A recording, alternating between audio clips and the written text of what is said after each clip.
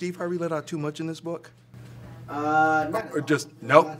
It's funny because we all feel differently. We all have different opinions on it. Yeah. I mean, in my mind, it's just a blueprint for ladies to see that, you know, when men make mistakes, there's ways for you to help us avoid doing some of the things we do by kind of bettering yourself. You know, when you're an example, being a female, and you're doing what you're supposed to do, sometimes we have no choice but to follow the lead. Instead of you allowing us to do what we want and straight away be straight, we're looking at an individual that has no flaws or is trying her best not to be flawed. Eventually we want to do the same thing. Exactly. Yeah, he just kind of, I think, the book that I read, he just kind of fundamentally, he touched on the fundamentals of each issue, right? And what he did was he opened up the dialogue. Yeah. And that's all that needs to happen. Where's communication not effective? Right. Because, I mean, you know, I think any guy who's going to see this movie is either going to see, they're going to see a piece of themselves in each and every one of you. And because Lord knows, you know, when we're all younger, we do things. But now for you guys, for the characters you all play, like I said, all different individuals, did you see any part of you in those characters? Or did you see yourself even in more in some of the other guys? I think there's always, no matter what kind of role you're playing, there's always a part of yourself. And people will say, like, that it's not true. But I definitely saw, at least when I was younger, certain parts of stuff I used to do in these guys too. You know, I think I'm a little bit of all of them, except maybe the divorce guy. Yeah. I think I'm a little bit of all of them, and I think every relationship that I saw, I had a similar relationship in my life. So I thought, you know, when I watched the film, I was like, I can really relate to the material on the screen. Right.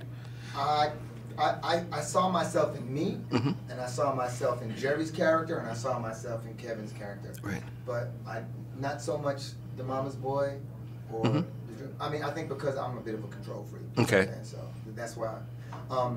Yeah. Yeah. And like I said, Mike, your character's the dreamer who, I mean, but a good guy. You know, he was there for the woman, and everything was great until all of a sudden, you know, boom, I guess you could say his surprise or secret, whatever, comes out. And then they got to work their way through it.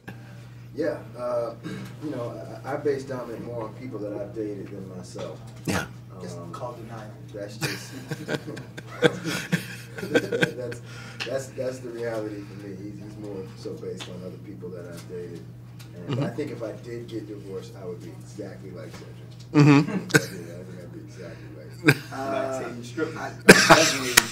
I definitely related to my character.